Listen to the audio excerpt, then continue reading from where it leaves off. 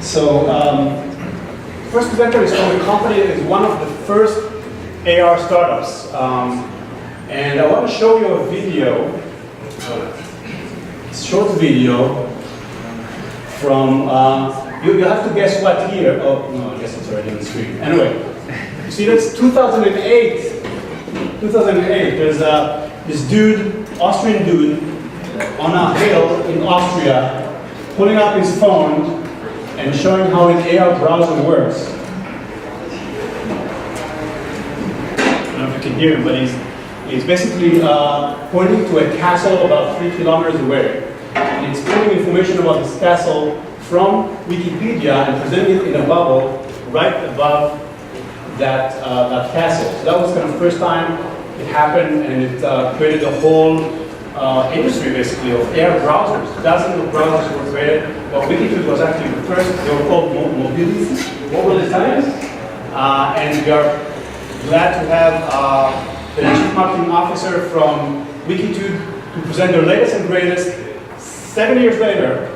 Is it 7 years later? Yeah, 7 years later. Something like that. More interesting, more valuable, but it all came out of this humble demo. So please put your hands together for Andy Stahl.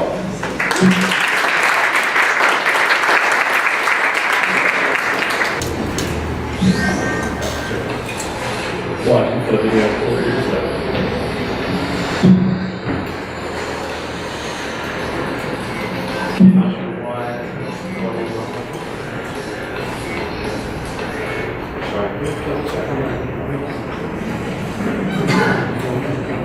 AR is Because the mic is AR is working. The audio is on.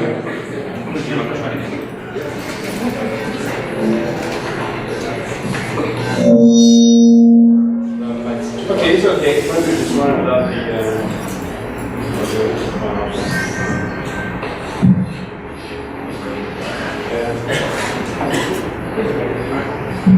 So no worries. So yeah, so maybe I'll just do a little bit of moderation here. So you see some geo-augmented reality in this part, and then we're switching to some 2D image recognition use cases here, where we're augmenting some print material. Actually, I'm going to show you some demos of that in just a moment. Then the extended tracking feature, which is basically you use a target image as a beginning point, and then you can extend it into the environment. This is our latest edition of 3D tracking technology based on SLAM, for indoor navigation. I'll have a demo of that too. I'll show it to you in a minute. And then, of course, we support many mobile development platforms. Unity, obviously, being a big one for gaming. But we also support Xamarin, Accelerated Titanium, and then Cordova, PhoneGap. Many of you are developers are looking to utilize any of these tools. We support any kind of platform, smart glasses, smartphones, tablets. We're really platform agnostic. Yeah, so this is what I already said, 10,000 apps using our SDK, and about actually that number should be much bigger. It's about a quarter, 250 million installs by now, and you can download our SDK at this URL if you're interested. Okay, so now let me get into showing you some of the, thank you. Okay, so we're going to start out by, I'm going to show you some 2D image recognition scenarios. So this app that you see here actually is our SDK samples app. So if you download our free SDK, you can actually, part of the package is this particular samples app. So what I'm going to show you, you can download later, and you can try it at home, or you can try it for your development purposes. And it's not only a demo app, but it also helps you, all of these demos are templates, so you can use them as a beginning point for your development ideas if you choose to.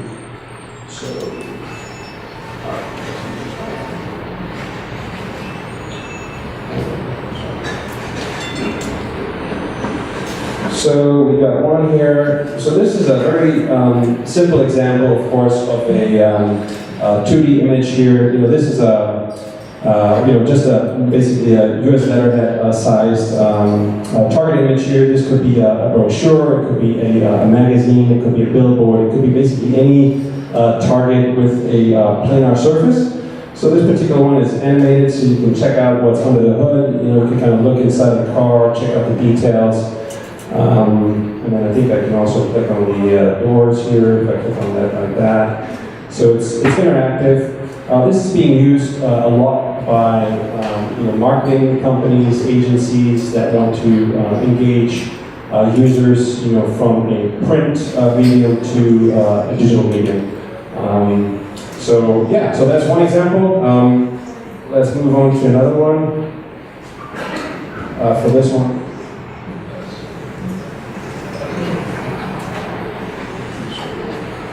So let me move over here. Let's see if that works.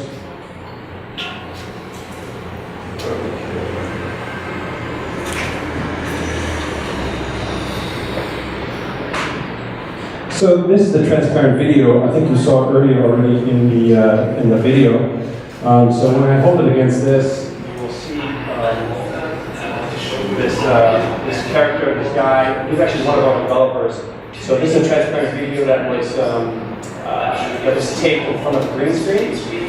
And so now you basically have a living person, augmented into the scene, and that obviously can be utilized to,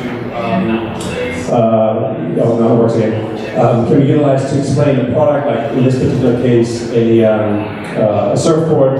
And you can also, obviously have a call to action here. So we have a button here on the product details, and then I'm being forwarded to the web page where you can actually make a purchase of this surfboard, or maybe find out a bit more information about it. So those are, as I mentioned, this technology is very mature. I mean, this has been around, we've had it for a long time, and it's extremely robust already, so we won't have any hiccups with this. And it's part of our SDK Pro package.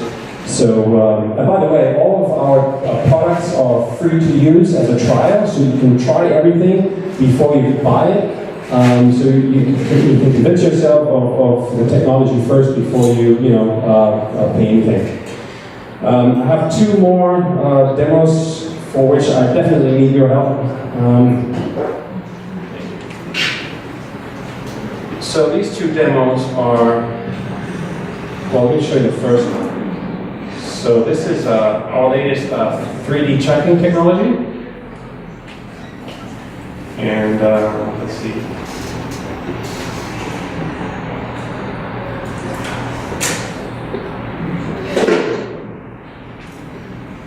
Oh, that's great. So in this case, you have a monster now here augmented into the room. And what's even, what you see the red points kind of in the background, those are called feature points. And what the technology does, it basically understands, well, we get rid of the UI. So you see a bit more. There we go.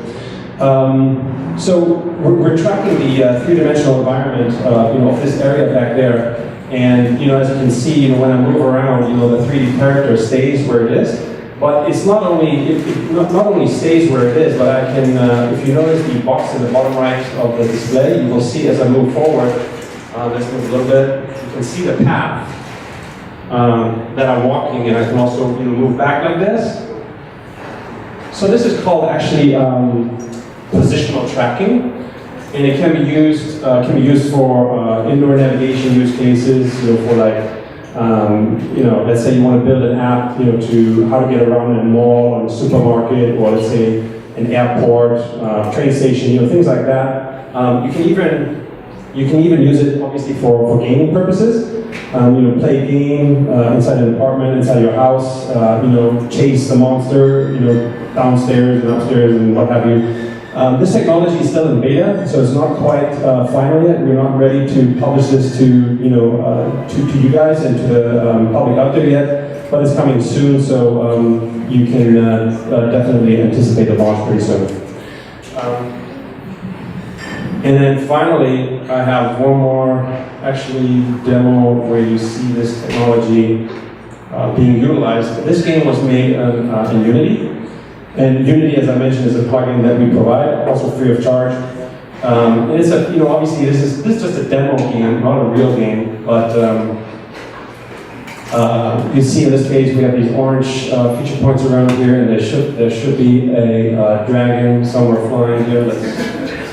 There it is. Okay, let me shoot it. So we can get some points here, as I'm moving back and forth. So it's flying over you guys now. Okay, I got it. 9 points. Okay. I'm shooting you. Okay. Oh, I got even 500 for that. Okay, so those are the demos that I just wanted to show to you to get a sense for this 5-minute session that I have here. And if you have any questions, of course, I'm happy to answer those. Yeah.